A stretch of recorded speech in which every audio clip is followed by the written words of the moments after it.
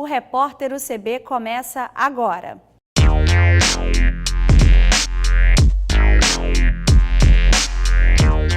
Já pintou aquela curiosidade de conhecer a história do seu bairro? Então, pensando nisso, a UCB trouxe para dentro dos seus diversos campi uma exposição do pesquisador Robson Lettieri, que conta a história dos bairros do Rio de Janeiro. Assista a reportagem de Annelise Vaz. Os campi da UCB recebem nos meses de agosto e setembro a exposição Rio Bairros, que conta um pouco sobre a história dos bairros do Rio de Janeiro. O projeto foi criado por Robson Lettieri, depois que seu filho perguntou sobre o nome do bairro que moravam. Ele queria saber por que o nome do nosso bairro era Jacaré. Na época eu não soube responder e fui pesquisar. Um mês depois, eu entreguei a história toda do bairro para ele e ele se encantou. E ali ele me fez um desafio. Pai, eu quero conhecer a história de todos os bairros do Rio de Janeiro. Foram 5 anos, desde a pergunta inicial, até o término do trabalho que gerou o livro, que é o livro Rio Bairros, que está agora na 3ª edição. Terceira edição esta atualizada por causa da criação do novo bairro do Rio de Janeiro, que é o bairro de Vila Kennedy, que foi criado no mês passado. A exposição mostra as bandeiras e histórias dos 162 bairros do Rio de Janeiro, sendo que 161 delas foram desenhadas por Robson, tendo como base a pesquisa histórica já feita. Ele abriu um projeto de lei na Câmara para a realização de um concurso, para que outras pessoas possam apresentar suas propostas de bandeiras para os bairros. A exposição ela já passou por mais de 85 bairros da cidade, por diversos equipamentos culturais. Agora iniciamos um circuito cultural voltado para as universidades. Desde 2 semanas atrás estou fazendo um circuito pelas universidades daqui da cidade. E a importância é que ela faz com que as pessoas conheçam um pouco mais sobre a história do seu bairro. Atrai as pessoas para isso. E quando a pessoa conhece a história do seu bairro, ela começa a se apropriar dele. E esse é o objetivo principal do projeto, é gerar um sentimento de pertencimento naquela pessoa pelo seu local, pelo seu território. Ela já passou pelos campos de Realengo e Centro. Nas próximas semanas estará no campus Penha, de 4 a 7 de setembro, e no campus Guadalupe, de 11 a 14 de setembro. Humanitarismo, cidadania e voluntariado na saúde. Esses foram os temas debatidos no 5º Fórum do Observatório da Saúde do Rio de Janeiro, realizado em parceria com a UCB no último dia 24 de agosto. Acompanhe a matéria com a nossa repórter Meilane Nierge. O papel dos médicos voluntários, o cenário da saúde pública no Brasil e as estratégias para atender melhor a população que depende desse serviço.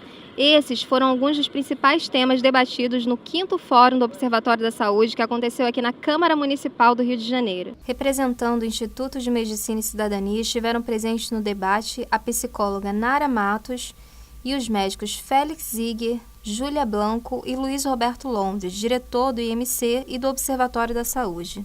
Também participou do bate-papo o cirurgião plástico Alexandre Charão, integrante da Médicos Sem Fronteiras, entidade humanitária que leva socorro a pessoas afetadas por conflitos armados, desastres naturais, epidemias, entre outros. Eu percebi no MSF que os voluntários geralmente são os extremos de idade. Tá? Ou é a pessoa que acabou a faculdade, a residência, então ele ainda tem tempo livre, ele não tem consultório, não tem família, não tem filhos, ele tem tempo de se dedicar. Ou no outro extremo é quem já completou a sua carreira, se aposentou e aí justamente pode se dedicar. Isso é o que eu vi lá fora. O MSF ele lida muito com voluntários da França, americanos, enfim. Aqui no Brasil é um pouquinho diferente, né? Acho que o Brasil tem muito espaço para crescer em qualquer década, o voluntariado em qualquer década de vida, aos 30, aos 40, aos 50, mas de novo, aquilo que você falou lá no começo, né? Falta aí as instituições que o brasileiro possa acreditar. Para que o voluntariado ocorra de forma correta, é necessário que haja organização e transparência por parte dos profissionais e das instituições que realizam esse trabalho, explica a psicóloga Nara Matos. Só que quando a gente tem uma ONG por trás, quando a gente tem uma instituição por trás, aí sim, como o Alexandre falou, essa instituição tem que ser muito clara, muito transparente, muito evidente o que essa instituição quer, né? Porque eu não quero nada em troca. Hoje a comunidade é extremamente carente de nós. Então, assim, começou uma colega pediatra comigo, então os meus pacientes, que já são cadastrados, quase 200 também, então eles perguntam assim, mas a senhora não vai sair não, hein? Quer dizer, eles precisam de nós, eles contam com a gente. Também houve cobrança por políticas públicas que contribuam com o trabalho voluntário. Da mesma forma que nós procuramos contribuir com o poder público, complementando, ajudando, arredondando as arestas, enfim, fazendo a sintonia fina do atendimento de saúde, nós precisamos do apoio do poder público. E esse apoio pode vir de várias maneiras, que não seja inclusive verba. Não estou pensando nem falando em verba. Nós conseguimos, entre aspas, contaminar, né, as pessoas com essa ideia tão interessante de voluntariado, de serviço social, e acho que vai tender a crescer, como falei lá, como era no nosso tempo, que havia essa noção clara do médico de fazer serviço social. Isso vai voltar, eu não tenho dúvida. E aqui é um bom caminho, um bom início disso. Nós vamos disseminar isso aí, isso vai ver. Eu acho que esse encontro foi muito bom para dar visibilidade a tanto à Universidade de Castelo Branco, nas iniciativas que ela está tendo em relação à área da saúde, como também ao Instituto de Medicina e Cidadania, o IMC, ao qual agora estou agregado, não é isso? Porque eu acho muito importante que haja um trabalho de divulgação para que haja mais adesão de pessoas, né? E o Observatório da Saúde mais uma vez cumpriu sua missão, que é promover bem-estar, saúde e cidadania. Dessa vez através de um diálogo com foco em solidariedade.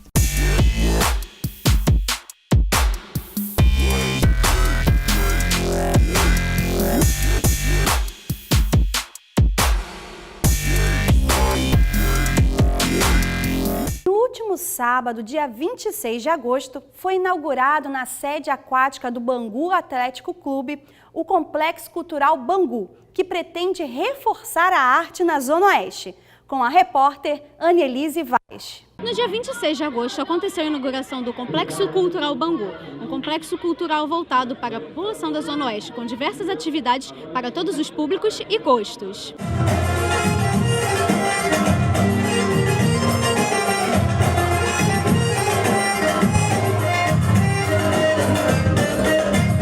O evento aconteceu na piscina do Bangu Atlético Clube, com apresentações de dança e música, sarau literário e alguns expositores. Estavam presentes representantes de órgãos públicos voltados à cultura. Com a questão da violência que assola o nosso município, o nosso estado, eu acho que é de suma importância projetos como esse, né? Ganha a criança, ganha a comunidade, ganha o poder público, né? E a Prefeitura do Rio está aí para estar contribuindo e para estar fazendo com que esses projetos cheguem em vários outros locais no nosso Rio. Acredito que vai enriquecer a gente que trabalha com cultura, porque Bangu é muito pobre, né? De pessoas que acreditam nisso. E tem os espaços enormes que não é utilizado para isso, então eu acredito que vai ajudar bastante a gente que mora aqui.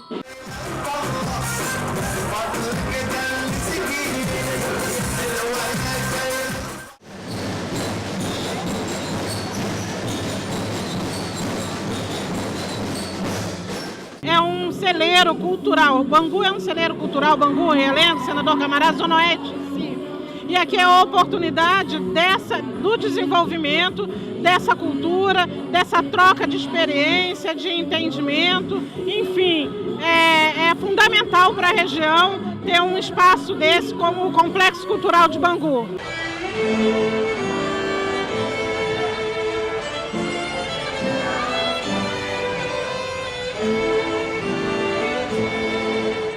Guilherme Oliveira, criador do projeto, fala sobre a importância deste centro cultural.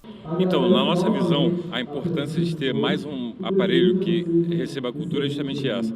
A gente tem aqui talentos que nunca conseguiram pauta em teatros públicos e muitas vezes no privado você paga uma quantia muito alta, né? De 5, 6, 7 mil para se apresentar. Então essa união está sendo possível graças a esses parceiros, né? Todo mundo está se apresentando aqui, a gente não pôde cobrir o cachê de ninguém. A gente garantiu o mínimo do camarim para tentar fazer essa festa e eles já tinham tentado participar de outros eventos e foram por isso, porque, por exemplo, são 58 na banda que está tocando agora, tem grupos grandes, grupos pequenos que às vezes as pessoas não acreditam. Então a gente quer ser o palco daqueles que não têm palco. O Centro Cultural abrirá 2 vezes ao mês, com espaço lúdico, com dança, poesia e diversas oficinas voltadas à arte. A importância é muito grande para nós artistas, porque o nosso país está sem cultura, na verdade, assim, porque eles não apoiam a gente, nós artistas, porque eu já sou ator já há mais de 10 anos e nunca vi um projeto tão legal quanto esse.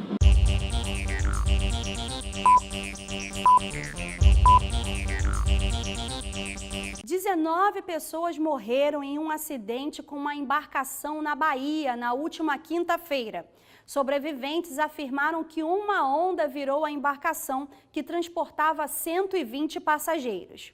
O estado do Texas, nos Estados Unidos, sofre com os efeitos do furacão Harvey, que se tornou tempestade tropical. Segundo as autoridades locais, pelo menos 11 pessoas morreram e mais de 30 mil estão desalojadas. Começou hoje a 18ª edição da Bienal do Livro no Rio de Janeiro. A feira, que reúne amantes da leitura no Rio Centro, terá a participação de 330 autores e uma programação diversificada que durará até o dia 10 de setembro.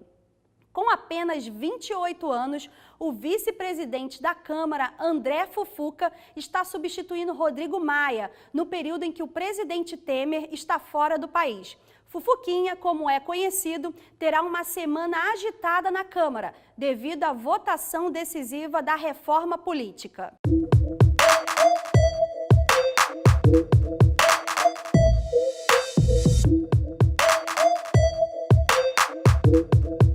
Hoje nós vamos acompanhar o último episódio da série Rio Catarino. Neste episódio, vamos conhecer a história de Érica Chicarone, que utiliza a educação para orientar seus alunos sobre a preservação do rio.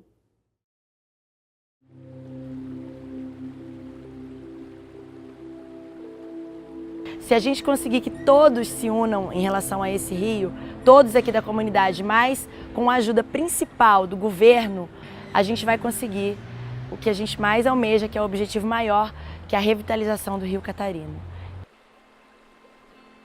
Na nossa comunidade existe um rio que nasce bem próximo da escola.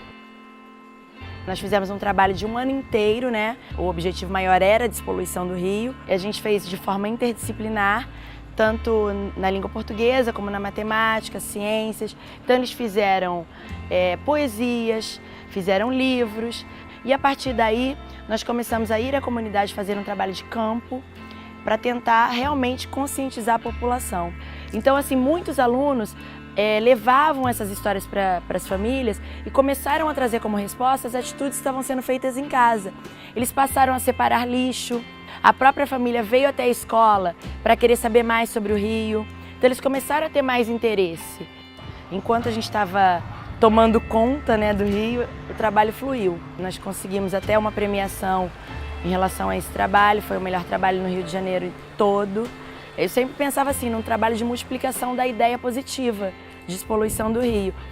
E nós procuramos algumas autoridades para tentar colocar esse projeto tão sonhado em prática, porque nós sozinhos, professora e alunos, nós não conseguíamos alcançar uma dimensão tão grande. Não conseguiu apoio.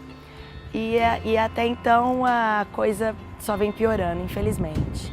Mas eu ainda quero acreditar que através da educação a gente vai conseguir mudar isso. O Rio Catarino, ele pede socorro.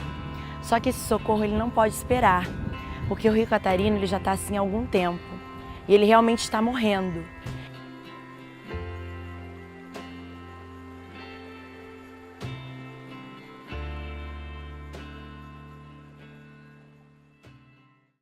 O Repórter UCB fica por aqui. Até a próxima quinta.